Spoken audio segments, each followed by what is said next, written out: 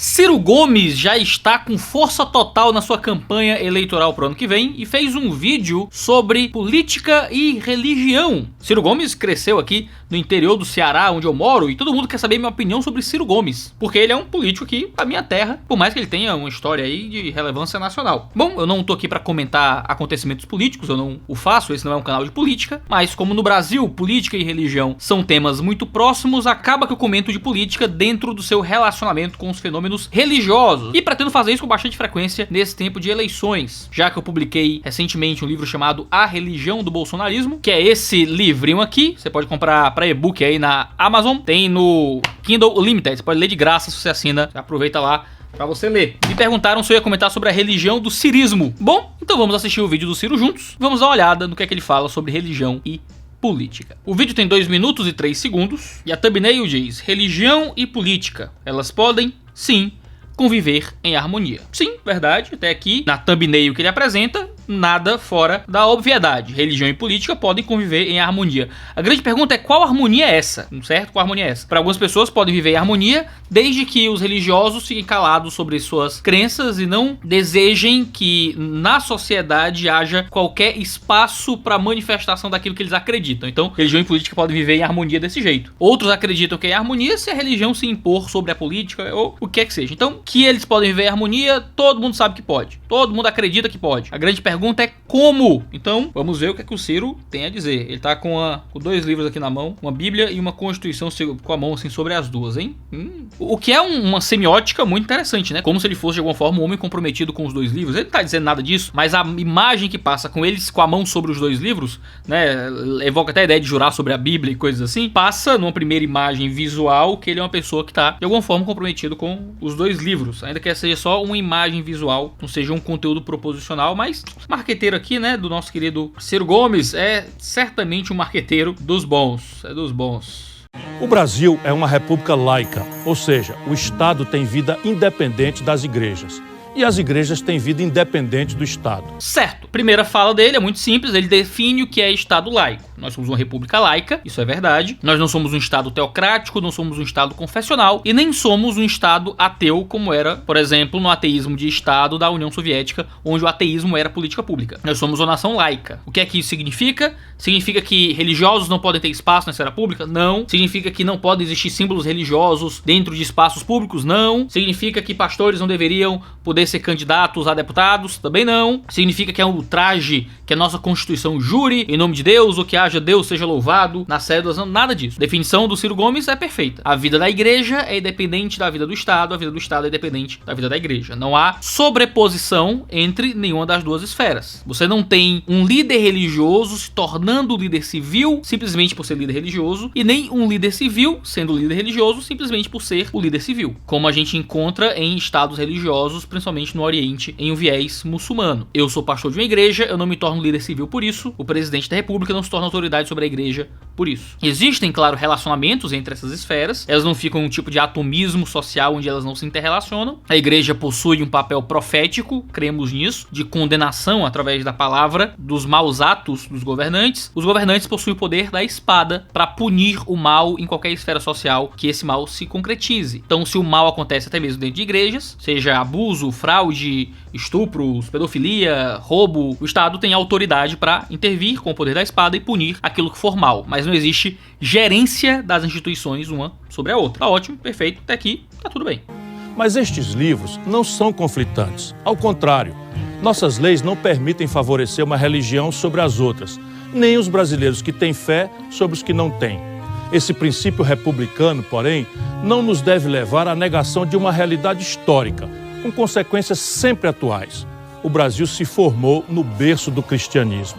E são 2 os aspectos da mensagem cristã que devem falar fundo no coração de qualquer brasileiro. Então ele vai mostrar uma Bíblia e uma Constituição e vai dizer que esses livros não são conflitantes. Ele vai falar algo no sentido negativo, então vai mostrar de forma positiva como não são conflitantes. E ele vai dizer que é porque o Brasil foi fundado no berço do cristianismo. Agora, num sentido negativo, e aqui é muito inteligente o modo como ele coloca as palavras, porque ele coloca a via negativa primeiro para depois apresentar a positiva que ele quer descrever melhor. Então ele evita mal entendido daquele que não é cristão que o estiver assistindo, que, primeiro, sim, esses livros não são conflitantes, mas nós não podemos colocar uma religião sobre a outra. Ele nem usa mas, né? Normalmente no discurso eu diria isso. Esses livros não são conflitantes. Claro que uma religião não pode estar sobre a outra, no entanto, só que ele não usa nem nada desse tipo. Ele mete um ao contrário, fala de um sentido de conflitância, mas depois ele vai estabelecer o que ele quer dizer. É um discurso muito bem escrito, muito bem calculado. Ou seja, esses livros não estão em conflito. Por que eles não estão em conflito? Porque existe uma realidade histórica que não pode ser negada. O Brasil, logo, os seus aspectos constitucionais, foram fundados no berço do cristianismo. Já falar já sobre isso. Mas há um sentido negativo, então, que é um tipo de conflito entre a Bíblia e a religião. Primeiro, nossas leis não permitem favorecer uma religião sobre a outra. Isso é verdade. As nossas leis fornecem liberdade religiosa. O Estado não pode favorecer o cristianismo mais do que favorece outras religiões. E, em segundo lugar, não se pode favorecer aqueles que têm fé contra aqueles que não têm fé. E esse princípio da república, um princípio republicano, de que nossas leis não podem favorecer uma religião sobre a outra ou as religiões contra as não religiões, esse princípio republicano não pode levar à negação de um outro princípio, que é esse princípio mais positivo, de que o Brasil foi fundado no berço do cristianismo. E aqui, se você separar o discurso do Ciro Gomes de forma muito recortada, parece ter uma contradição, porque nós não podemos valorizar uma religião sobre a outra. No entanto, o cristianismo é a religião fundadora do Brasil. Como é que essas duas coisas se casam? Bom, ele está apresentando um discurso completo, então ele apresenta uma tese, então ele apresenta uma antítese em sequência para isso formar uma síntese pra gente. E, em tese, tá tudo correto aqui. Uma religião não pode ser favorecida diretamente pela nossa Constituição, pelo modo como a nossa Constituição é escrita e pelo modo como liberdade civil é oferecida para as pessoas. Cristãos devem ter o direito de congregar livremente, assim como pessoas de religiões afro, de pessoas que sejam de outro tipo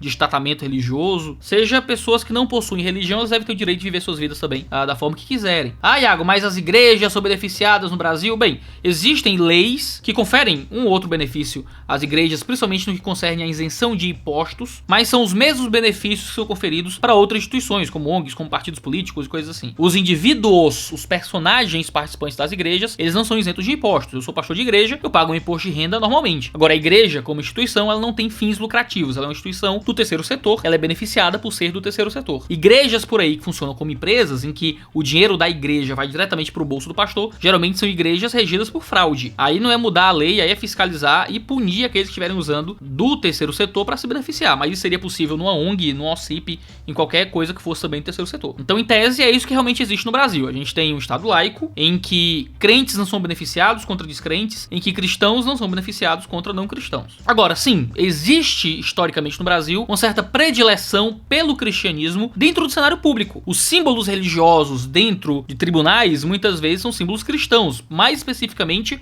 símbolos católicos. Isso não seria uma contradição? Não. Porque a gente tem essa outra realidade que não pode ser negada, que é uma realidade histórica do modo como o Brasil foi fundado e desenvolvido. E é isso que o Ciro vai continuar dizendo aqui. Nós fomos fundados e desenvolvidos no berço do cristianismo. Fomos descobertos por missões cristãs. Uma missa foi uma das primeiras coisas feitas no Brasil. Fomos catequizados, fomos ensinados de uma perspectiva profundamente católica. E o catolicismo se tornou uma religião culturalmente entranhada no modo como o Brasil se desenvolveu como nação. E veja, eu não sou católico. E eu não tô falando que o cristianismo, tô falando do catolicismo. O catolicismo, que não é a minha religião, é uma das religiões mais importantes do Brasil, dentro da sua formação histórica e cultural. Eu rejeito o catolicismo como religião, mas eu não tenho como rejeitar o fato histórico. E esse fato histórico, nós fomos fundados no berço do catolicismo, afeta o modo como a cultura brasileira se desenvolveu, inclusive dentro da sua Constituição. Isso é um fato que não pode ser de forma alguma negado. Agora, quais são as implicações disso? Não sei ainda, vamos ver o que é que o Ciro vai dizer.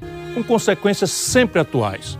O Brasil se formou no berço do cristianismo. O Brasil se formou no berço do cristianismo e isso tem consequências sempre atuais. Olha, então isso não é algo a ser desprezado. O que o Ciro está dizendo é que essa realidade histórica não é algo que fica unicamente no passado, mas que gera consequências ainda hoje. Que consequências são essas? Quero ver. E são dois os aspectos da mensagem cristã que devem falar fundo no coração de qualquer brasileiro. Opa, então assim, dois aspectos da mensagem cristã. Então essas são as consequências atuais, dois aspectos dessa mensagem. Esses dois aspectos dessa mensagem devem falar fundo ao coração de cada brasileiro. E é isso que vai mostrar que não existe conflito entre Bíblia e Constituição, entre política e religião. Então vamos olhar que mensagens são essas. É a mensagem do amor ao próximo? Talvez seja uma das mensagens principais, né? Quando Jesus é perguntado sobre qual é o maior mandamento, ele diz que é amar a Deus sobre todas as coisas e o próximo como a si mesmo. O centro da mensagem cristã também é a obra do Evangelho de Cristo Jesus. Jesus morreu na cruz para nos livrar de nossos pecados por causa da maldade do coração humano e então nos dá um caminho junto a Deus. O centro da mensagem cristã vamos lá, não é muito política. O centro da mensagem cristã é profundamente espiritual. O centro do cristianismo fala de nós não nos importarmos tanto com as coisas desse mundo e olharmos mais especificamente para as coisas daquilo para onde Deus quer nos levar, para além dessa vida, para um relacionamento íntimo com Ele. E se vivendo nessa vida, viver em sacrifício e entrega aos outros, amando a Deus acima de tudo, amando o próximo como a mim mesmo, perdoando aqueles que me ofendem. E esse é um dos centros da mensagem da fé. Quais são os pontos que o Ciro Gomes vai tomar aqui como importantes para cada brasileiro? Duvido muito que sejam o centro e o núcleo formativo da mensagem cristã. Deve ser alguma outra coisa, vamos ver qual é. O primeiro é a ideia da superação. Superação.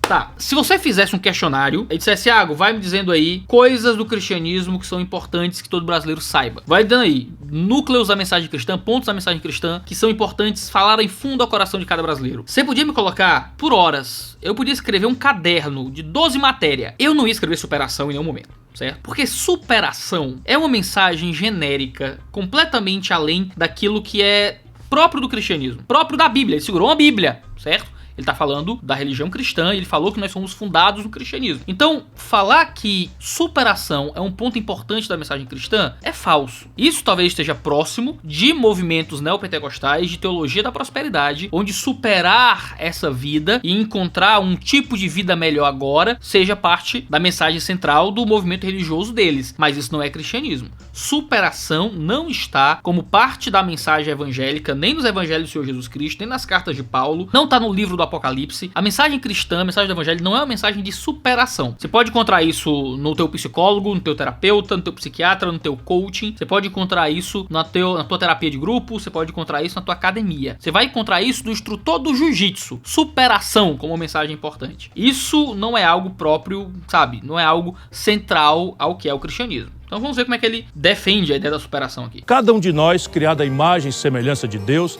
carrega dentro de si a centelha de uma vida maior. Mas para vivenciá-la na plenitude, é preciso um trabalho digno e condições objetivas que façam esse trabalho render.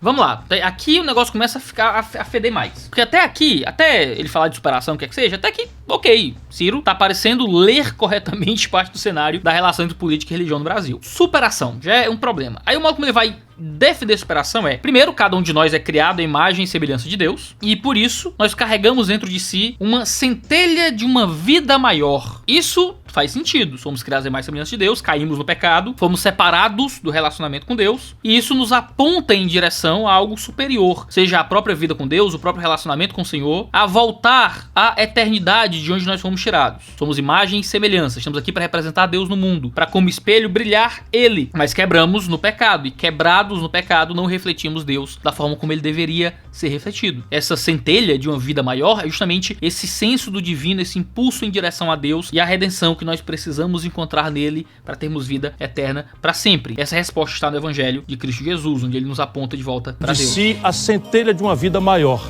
Mas para vivenciá-la na plenitude, é preciso um trabalho digno. Mas para vivenciar na plenitude, essa vida maior é com trabalho digno. É com condições objetivas que façam esse trabalho digno render. Então veja.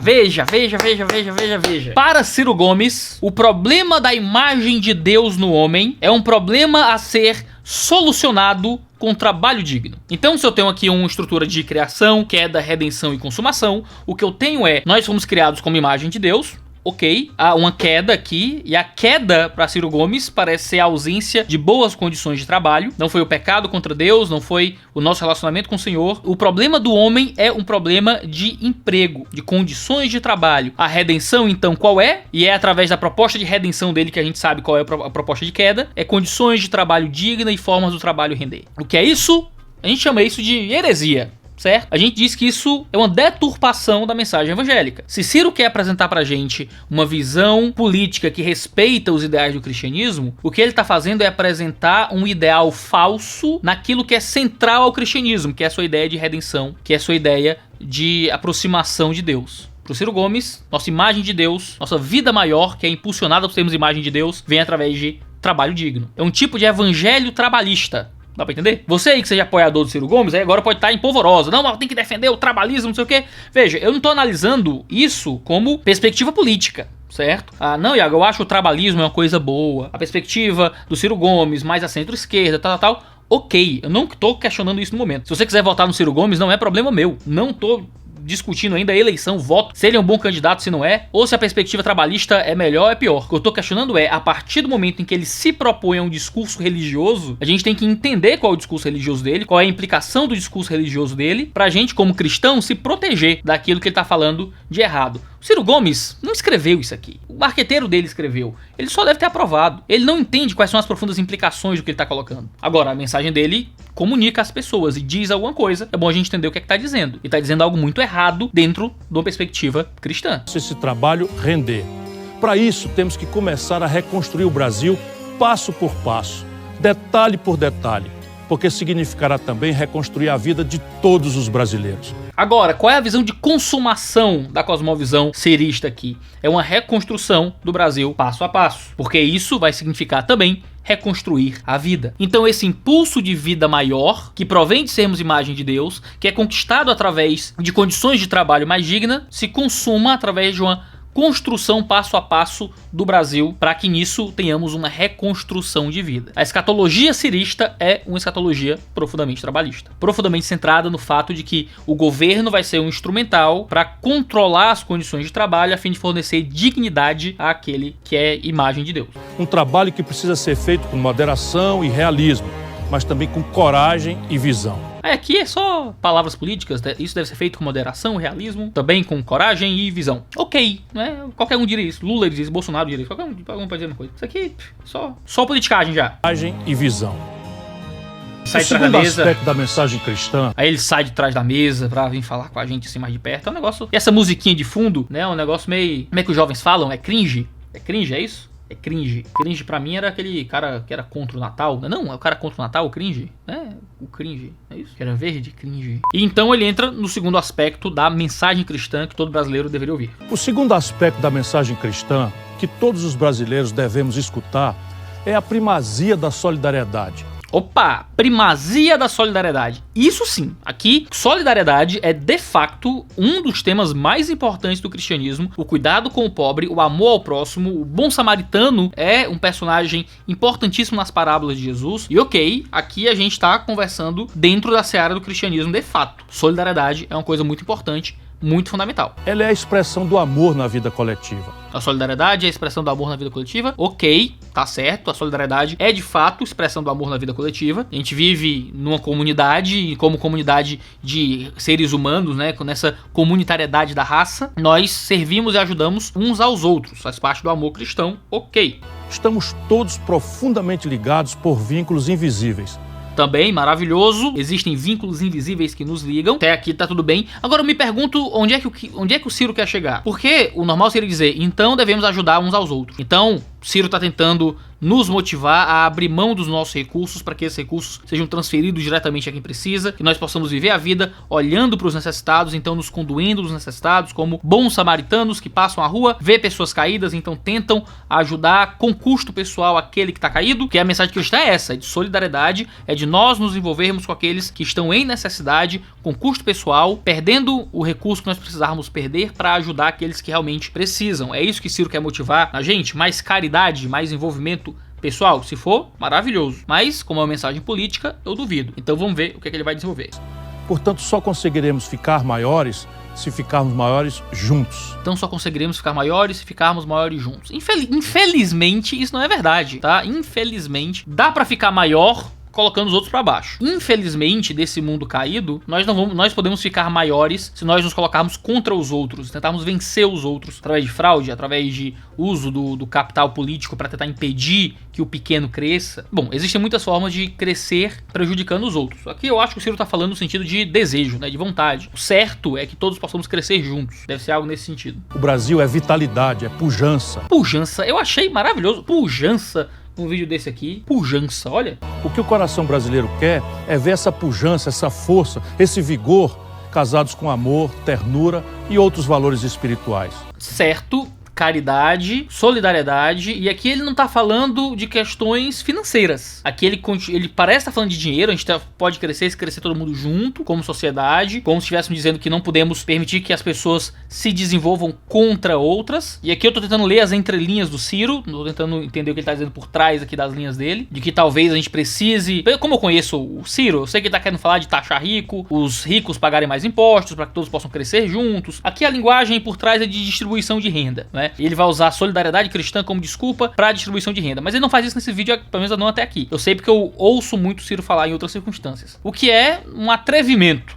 certo? A mensagem cristã não é uma mensagem de colocar o Estado como controlador da distribuição de renda. A mensagem cristã é uma mensagem que vai falar sobre a nossa vida individual, sobre nós nos engajarmos no serviço do outro. Usar a mensagem de caridade pessoal e cristã e transformar isso numa mensagem de controle estatal da distribuição de renda é dar um passo além. O que eu estou argumentando é a mensagem cristã de solidariedade não é uma mensagem sobre o governo distribuindo renda. É uma mensagem sobre indivíduos se engajando na vida de outros indivíduos a fim de tirar-lhes da miséria, da pobreza, da dor, da tristeza, da dificuldade, da depressão, da angústia, do pecado. A mensagem cristã de solidariedade é uma linguagem de engajamento como indivíduo. Levar isso para o Estado é um salto que a Escritura não está disposta a fazer. Se você vai fazer esse salto, você precisa construir, não é, de onde é que esse salto vem. Não vem diretamente da mensagem de solidariedade cristã.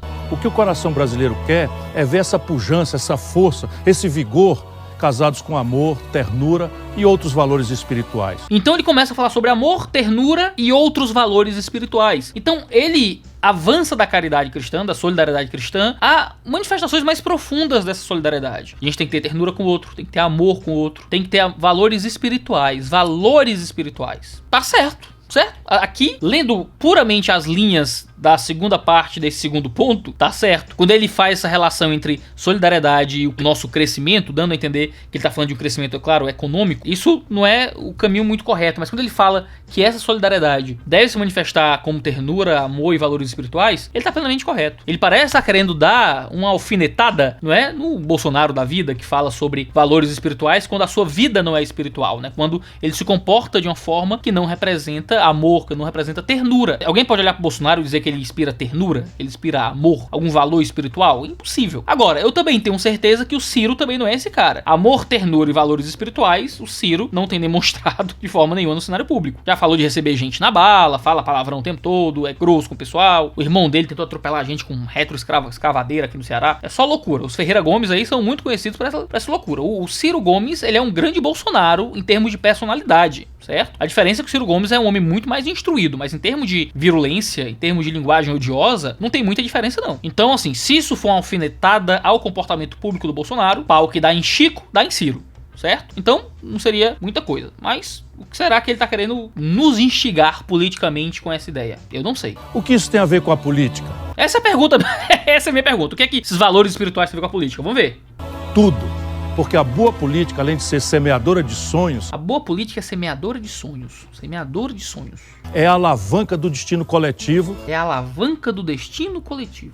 E das liberdades individuais. Aí, assim, tudo tem a ver com política. Aí entra numa platitude que não faz, sabe, que não tem conteúdo nenhum. A política é semeadora de sonhos. E aí, meu filho, significa o que isso? Que ele vai me dar liberdade individual, vai diminuir os impostos para que eu possa alcançar os meus sonhos? Ou ele vai tirar mais imposto de uns para poder colocar dinheiro nos sonhos dos amigos de quem passar no edital, sei lá? E aí, o que significa? A política é semeadora de sonhos. E como? Aí ela é a alavanca do destino coletivo. Olha que linguagem coletivista. Ele tá dando um aceno para quem? Para comunista? Pra galera mais à esquerda? Vai alavancar o destino coletivo e das liberdades individuais. Olha aí o Ciro abraçando todo mundo. Vamos todo mundo fazer uma roda aqui. É a esquerda e a direita, é destino coletivo e a liberdade individual. Como? Sei lá. E através de ler mais a Bíblia, eu não sei como é que a política vai alavancar o destino coletivo e as liberdades individuais. Porque geralmente um vai entrar em detrimento do outro. Geralmente tentar impor um destino coletivo vai se levantar contra as decisões individuais e os próprios exercícios de liberdade. Então como é que essas duas coisas se casam?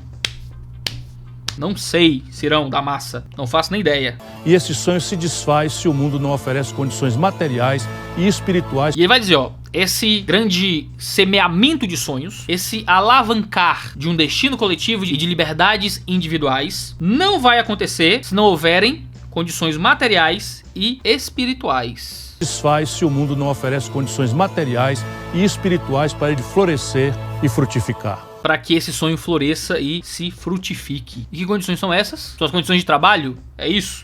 Então, quais são as condições espirituais, Ciro? Quais são? É a ternura? Os sonhos não vão se manifestar se não houver ternura? As coisas começam a ficar muito confusas do meio pro final. Não apenas porque o Ciro começa então a misturar sua interpretação do cenário político com a mensagem cristã, como ele começa a entrar no palavreado político, que parece muito mais focado em usar palavras gatilhos que alcancem personalidades específicas do que explicar os conceitos importantes para ele. Ou seja, o que é que esse vídeo está dizendo pra gente sobre religião e política de fato? Fundamentalmente nada. Fundamentalmente nada. A gente não sabe como é que ele interpreta pautas morais. E aí, Ciro, as grandes questões que importam aos cristãos. Aborto deve ser legalizado? Relacionamentos entre homossexuais devem continuar sendo equiparados à família? E questão de adoção de crianças por casais homossexuais? E as questões de liberdade de culto, de impostos sobre igrejas? De liberdade de crença e de consciência em universidades? E a questão de sexualização de crianças? De educação sexual no ensino público? Existe uma quantidade de assuntos que são pautas morais muito comuns às igrejas, quer seja uma coisa boa ou uma coisa ruim, mas é o que é, e a gente não sabe nada do que o Ciro pensa sobre essas coisas. Pelo menos não no vídeo que ele fala sobre religião e política. Claro, é um vídeo de 2 minutos, mas o vídeo tem 2 minutos porque ele quer. Ao invés de soltar algumas platitudes e palavras gatilho, ele poderia explicar, assim, em 2 minutos, os pontos ali centrais que são importantes pra ele sobre essas pautas. Ele não o faz. O que ele faz é misturar o evangelho com a pregação política trabalhista em um tipo de cosmovisão política que corrompe o núcleo da mensagem cristã e que tem ali a ética, amor é importante e tal, que não parece corresponder ao modo como o Ciro se comporta politicamente, então eu não sei exatamente do que é que ele tá falando. Eu termino esse vídeo e digo, saí do mesmo jeito que eu entrei. Saí do mesmo jeito que eu entrei, Ciro não explicou nada, só misturou religião com política de um jeito que não é muito atrativo a qualquer um que tenha a mínima intimidade com religião. Coisa que eu não sei o quanto o Ciro tem. Esse é o vídeo de hoje, essa análise que eu faço do vídeo do Ciro. Ah, Iago, ele é um bom candidato ou não é? Aí eu não me importo. Não me importo no momento. Ah, Iago, mas ele é uma terceira via ou não é? Aí vocês discutam aí com a vida de vocês. Aí vocês pensam no que vão fazer. Minha preocupação muito maior é sobre os efeitos do discurso político-religioso nas igrejas e nos crentes do que com a participação de eleição de quem quer que seja. Se outros candidatos fizerem coisas parecidas, por favor, me mandem. Terei todo o prazer do mundo em comentar e fazer uma leitura teológica daquilo que aparece nesses vídeos de candidatos sobre religião e política. Se você quiser uma análise um pouco maior sobre o governo Bolsonaro, onde eu faço isso é aqui, no Religião do Bolsonarismo. Se essas eleições me derem muito material, quem sabe sai aí uma religião da política brasileira, né? Uma coisa um pouco mais ampla sobre cada um dos partidos e candidatos. Vamos ver aí, vai ser muito divertido ver as tentativas de aproximação dos políticos com os evangélicos, tentando falar a nossa linguagem, sem dominar em nada a nossa linguagem. Vai ser maravilhoso. Então é isso, toda terça e quinta-feira, 10 da manhã, vídeo aqui no canal. Não deixe de se inscrever e assinar as notificações para ficar sabendo sempre que tiver vídeo novo. Um abraço e até a próxima.